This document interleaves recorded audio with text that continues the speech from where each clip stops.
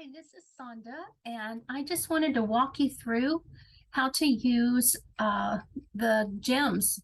So the first thing you do is you come to the beginning of the day and you start with the editing exercise. I put a time up here just to show you how much time each section might take. So if we have number one of the editing exercise, the students come and they read this sentence and they see that there's some grammatical errors, there's some punctuation, capitalization. So on this line, they rewrite to the best of their ability. And when they get that done, then they go to the website and they go to the videos, go all the way down to the bottom to editing exercises. And I think this was editing exercise 1. And a video will come up and it goes over editing exercise 1. So they can watch that and it will give them this view and they can see what's wrong with it and they can hear someone explain what's wrong with it. And so that should take from beginning to end no more than 10 minutes. Then the second step of the day, and let me just say this, usually we would start this and do it. So we have a 4-day week. So you would do the editing exercise day 1 and day 3. So on day 2, we do a different activity. And day 2 is the students will work on their vocabulary. And you can't start this on day 1 because I'm talking literal day 1, because the students get their vocabulary words from their reading. And I will go into more explanation on that in just a little bit. So after they have done their editing exercises, on day 1 and 3, then they go, and day 2 and 4 also, they'll go onto the journal. And so they write for 10 minutes. That's all they do is in their notebooks. They choose any topic they want. There's about 100 of them in the GEM supplement, or they can Google and find some online, but they write for 10 minutes. That's all they do is just write. And then when they're done with that, then they go into the grammar lesson. And so they start with the very beginning of the grammar lesson. Let's see if I don't guess I can minimize this.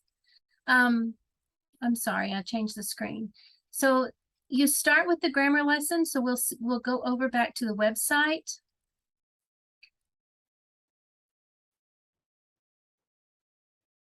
Okay, and let's say we're starting the very beginning. So it'll come up, they'll pull up a video. They'll watch the video on how to do the exercise, and it'll go in and explain how to do everything. Then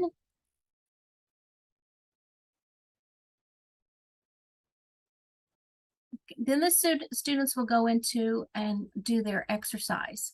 So they'll pull up, so in volume 1, they'll do the first exercise. So I can pull that up for you and show you what that looks like.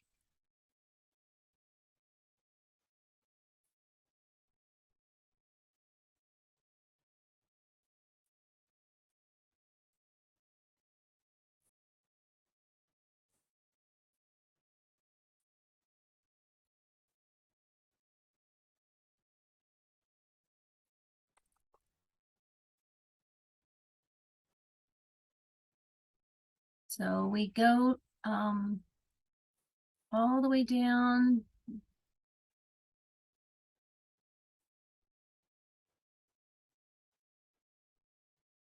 So right here is exercise number 1. And so the students would work through, follow their directions, and work through this exercise. Then when they're finished with that, they go back to the website and they go back to prepositions.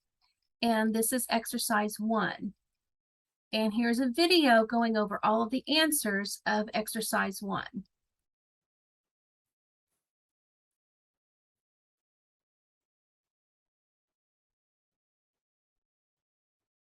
And then every day they just pick up where they left off and they do an exercise. The answers are there.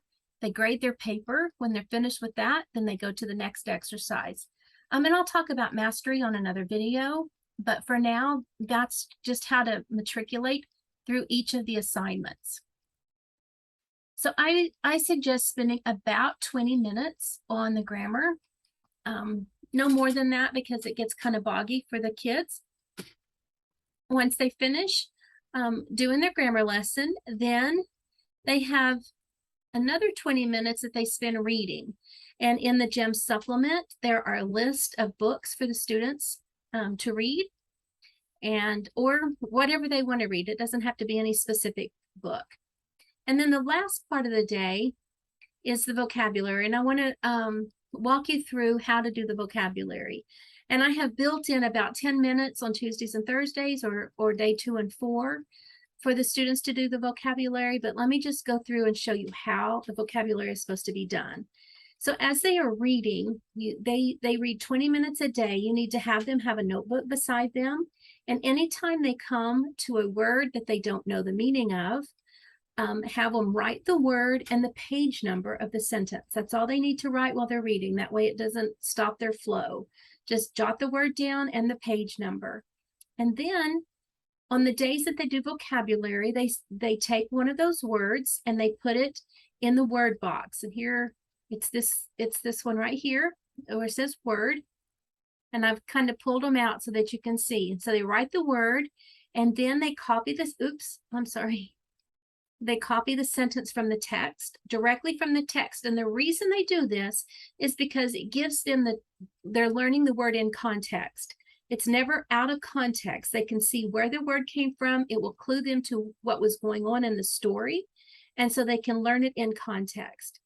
Then steps 3 and 4 is they go to the dictionary, they look it up, they write down the definition, they write down the part of speech, they write down the word family if there's other words. And I highly recommend you using a paper dictionary and not one on an app, because it gives a lot more information than just what you find on the app. So that's steps 3 and 4. Steps 5, 6, and 7, I think it's called, is they find the synonym and antonym. And I'll come to the translation in just a minute. But synonym are words that are similar. Antonyms are words that are opposite. They write those down in the synonym and antonym boxes, or circles in this case. The translation, I created this when I taught in China, and many of my students were learning English from as a second language, Chinese or Korean, or I think I had a boy from Sweden. Anyway, other languages were their first language. And so I would often have them translate the word back into their original language so they could kind of make a connection there. However, I like to put the etymology on here because it sometimes helps me understand how we got to that word or where it came from. And that's entirely up to you. But that's what the translation circle is for. And then after they finish that, then they look at the root word. And I'm assuming they're still in the same page in the dictionary. They find the root word and prefix and suffix if it has any, and write that down. That will also help them learn the word, because not only are they learning one word, but they're learning what prefixes and suffixes mean and the purpose of them. And then steps 6 and 7, they write using the word in their own sentence. And then they write what the word does not mean. Now, I know in 1 Corinthians chapter 13, Paul goes into great detail explaining what love is not.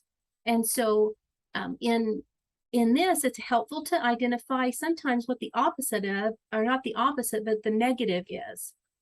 Then they have an opportunity to either draw a picture or copy and paste a picture. Then they can put commonly confused words. A collocation are words that always go together, like steadfast love always goes together, it seems. And then step 11 is they have an opportunity to put notes. So that just kind of goes over a day for the students. And if you have any questions, please email me at coldcreekchroniclers@gmail.com.